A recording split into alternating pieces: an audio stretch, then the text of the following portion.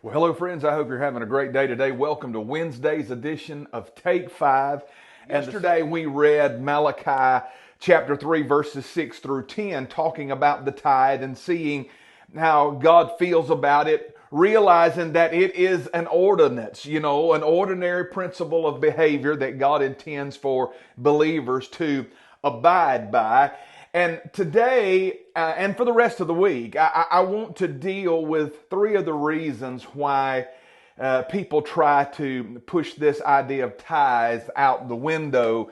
There are just a lot of people that say they don't believe in it, and they try to offer biblical reasons. And I'll tell you, the only reason is that they don't believe in it is because they love money more than they do God. And they're afraid that churches that believe in tithes and pastors that believe in tithes are after their money. No, we just want you to be obedient to God.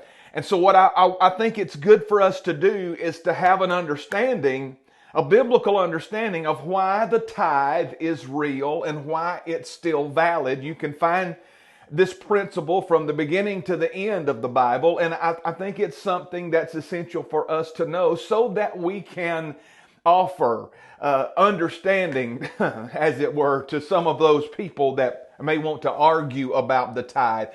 And I'm going to tell you something. Then there are some times, and with some people, you can't give an understanding. You can't give a definition.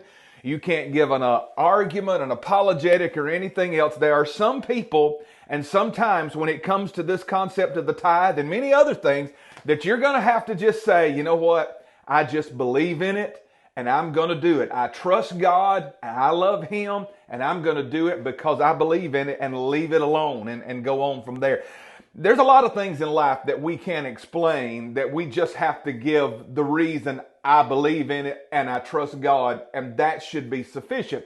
But if you can't have understanding, then I want us to have that, and we're going to look at this for the next 3 days. Number one, today we're going to talk about this one thing only, and that is this: the principle of the tithe started years before the law was ever given. Now, the reason we're going to talk about that is because of the number of people that say, well, tithing was in the law and we're not under the law anymore and all of this, blah, blah, blah. I get it. I realize that we're not. But the principle of tithing started way, way, way before the law was ever given. And in fact, 430 years before the law, we see it recorded in Scripture with Abraham tithing to that type of Christ that was called Melchizedek. Abraham had found himself in a situation where some of his family had been captured by 4 kings and their armies. When Abraham heard about it, he gathered up 318 trained men that he had raised and trained in his house, and he went after them, divided his men into 2 groups, and they beat the brakes off of those 4 kings and their kingdoms and their armies. And he brought back all the spoils from war and his family that had been captured. He brought all this back from war. And when he came back, he gave tithes off of that spoil to that high priest Melchizedek, who was a type of Christ. Let me read it to you real quick from Hebrews 7.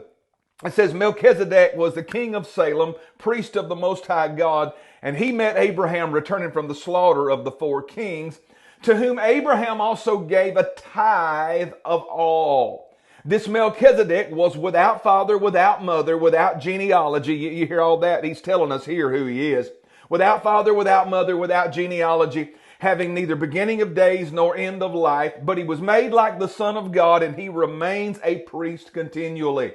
So he tells us that was an Old Testament revealing, an Old Testament appearance of Christ there, and Abraham gave tithes of all of his spoils to Christ there in the Old Testament. Now watch what he says. And indeed, those who are the sons of Levi who receive the priesthood have a commandment to receive tithes from the people according to the law. And so the writer of Hebrews said, without a doubt, the Levitical priests were required by the law to receive a tithe. That is absolutely true. But then the next verse he said, but he whose genealogy is not derived from them, and that's that Melchizedek, and we know he's a type of Christ, he received tithes from Abraham and blessed him. So this Melchizedek, who is a type of Christ, received tithes from Abraham. This was before the law. And so the writer here is telling us that tithes was in the law, but tithes was also before the law. And the great picture we have there is Abraham. The Bible tells us in the book of Galatians that he's the father of faith. So he is our spiritual father. Those of us who are saved by faith and grace, he is our spiritual father. So we see an example of tithe under the law and tithe under grace with Abraham tithing to Christ, or it was called then Melchizedek, before the law ever came to me. He says, in one instance, he said, mortal men receive tithes. That's verse 8. He says, in one instance, mortal men receive tithes. That's those that are under the law. But then in another instance, the priest that receives them is the one of whom it is witnessed that he ever lives. So he's talking about Christ there. So he gave us an example of tithes under the law and tithes under grace, and there's no way to escape it. If a temporary priest received tithes as they did under the Mosaic covenant, shouldn't Christ receive tithes since he lives forever?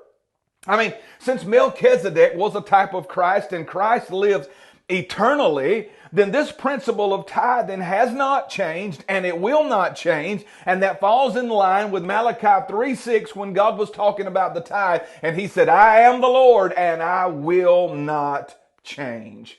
Now, according to what we just read, when you return your tithe to God, you may think you're giving it to the local church, but in a very real and spiritual sense, you're actually giving it to our great eternal high priest, Jesus Christ. What a privilege, what a holy thing it is to be able to offer our tithes to Jesus Christ.